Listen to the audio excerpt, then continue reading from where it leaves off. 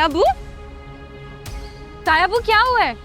इनके खिलाफ थाने में रिपोर्ट दर्ज हुई है। इन्होंने अपनी बहू को जान से मारने की कोशिश की है।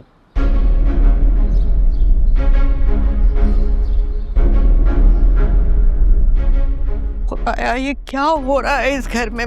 समझ में नहीं आ रहा, मेरा तो दिल घबरा रहा है। पुलिस यहाँ पर आ गई।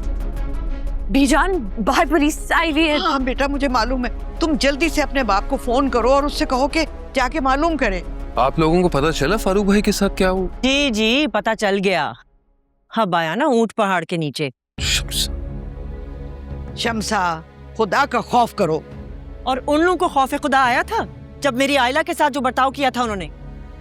अम्मी, मैं कहाँ से आ गई बीच में? साकिब, तुम फोन करो ना, ये पता तो करो कुछ। ये खुद चले जाओ पुलिस स्टेशन। ये क्यों जाएंगे भला? हमारा जीना मरना खत्म हो चुका है इन लोगों के साथ। बाप बेटे को वो उठा कर ले गए हैं, अब कौन भाग दौड़ करेगा? साकिब ही ने जाना है ना। नहीं, वो बीजान, वो रिमला ने बताया था उनको, वो गए पुलिस स्टेशन साथ में। वो तीसरे मोहल्ले से उठ के जा पहुंचा। पता नहीं कब अकल आएगी उस लड़के को। आप फिक्र ना करें, मैं कॉल कर रहा हूँ। हाँ, मैं तो कहती हूँ तुम चले जाओ तो बेहतर है। मैं देखती हूँ आरफा को। अम्मी,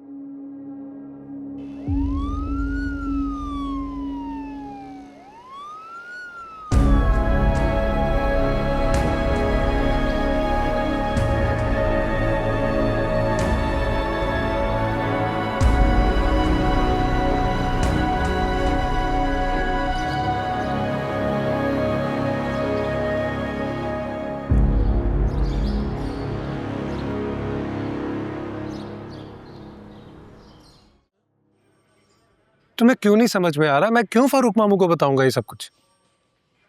क्या कहना चाह रहे हो तुम? उन्हें कोई इल्हाम हो गया था या दिन के वक्त कोई सच्चा ख्वाब देख लिया था उन्होंने जो उन्हें पता चल गया? बाकी कसम मुझे नहीं पता। मैंने तो आयला को भी इस बारे में कुछ नहीं बताया। आखिर तुम पर्चा कटवाने से पहले मुझसे पूछ तो लेती। उन्होंने पूछा था मुझसे मेरा बाजू तोड़ने से पहले या मेरी जिंदगी तबाह करने से पहले जो मैं पूछती, तो उनके साथ ऐसा सलूक करूंगी मैं कि अपनी शक्ल दिखाने के काबिल नहीं रहेंगे किसी को। अच्छा मेरी बात सुनो, आखिर ये सब हुआ कैसे? कैसे होना था? मैं कोर्ट से घर गई हूँ तो ये सारे मुझ पे पागलों की तरह टूट पड़े। तुमने उन्हें ये तो नहीं बताया कि फैक्ट्री कौन खरीदेगा? आई डोंट नो वन, लेकिन मुझे इतना पता है कि तुमने मुझसे वादा किया था कि किसी बुरे वक्त में होंगे तो तुम मेरा साथ दोगे। तो मैं कब तुम्हें छोड़कर जा रहा हूं? लेकिन तुम्हें अभी इसी वक्त ये पर्चा वापस लेना होगा। मैं पर्चा वापस ले लूं ताकि वो लोग निकलते साथ ही मुझे गोली मार दें? हाँ? ऐसे भी कोई गुंडे बदमाश नहीं है वो। फजूल में तुम बातों को एग्जैजरेट मत करो। तुम्हें क्यों इतनी हमदर्दी हो रही है उनसे? मुझे इनसे कोई हमदर्दी नहीं। मुझे सिर्फ इस खानदान की रेपुटेशन का ख्याल है।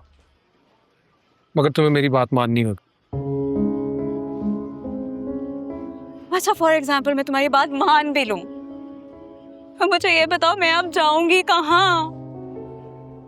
हाँ, तुम्हारी टिकट करवा देता हूँ, तुम अपने अब्बा के पास चली जाओ। मेरे अब्बा तो यहाँ आ रहे हैं, और अगर ना भी आ रहे होते मैं वहां नहीं जाती, और ना ही मैं किसी होटल में अकेले जाके रहूंगी।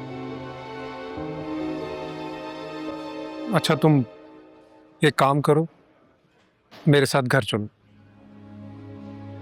मगर उससे पहले तुम्हें ये पर्चा वापस लेना होगा। चलो।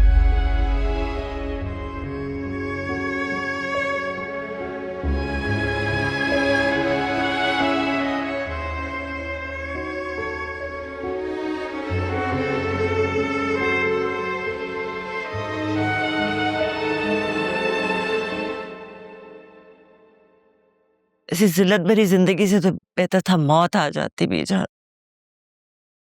हरफा, खुद ही तो तुमने मौत के फंदे को अपने बेटे के गले में डाला। अब देखा ना अंजाम। मुझे क्या पता था बीजान के मेरी अपनी भतीजी आस्तीन का सांप निकलेगी। अच्छा बेटा, अब रोना धोना छोड़ो। ऑन गया है ना जमानत करवाने। ये दिन भी देखना था हमने कि ऑन हमारी जमानत कराएगा। खुदाया, रस्सी जल गई, बल ना गया। छोड़ें बेगम साहब ये सब। ये ले गरम गरम हल्दी वाला दूध पिए आप। हाँ लाओ।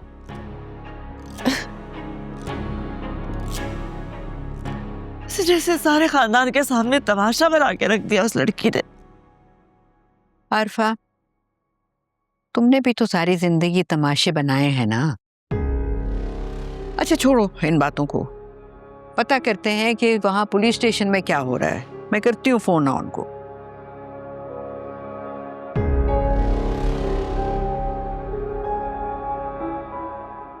एसएचओ साहब, आप कुछ गुंजाइश निकालें। डोमेस्टिक वायलेंस का पर्चा कटा है इनके खिलाफ। मेरी फैक्ट्री उन्होंने भेजी है बगैर पूछे मुझसे। वो फैक्ट्री मेरे नाम पर थी। तुम्हारा बाप जायदाद में देकर गया था फैक्ट्री। तुम्हारे बाप ने तो दिया ना मुझे बरी में, मैंने बेच दी। फैक्ट्री तुम्हें किसी भी हाल में वापस करनी पड़ेगी, तुम्हें समझ आ रही है? लगता है जमानत पर जाने का इरादा नहीं लगता है आपका। मुझे भी इसकी नीयत कुछ ऐसी लग रही। मुझे सिर्फ अपने खानदान की रेपुटेशन का ख्याल है। आप कोई गुंजाइश निकालें, नहीं तो मैं एसपी साहब से डायरेक्टली बात कर लेते। आपका ख्याल करके ही मामले को रफा दफा कर रहा हूं मैं, वरना डोमेस्टिक वायलेंस का लॉ बहुत सख्त है उन साहब। सालों लग जाएंगे इनको पेशियां भुगतते हुए।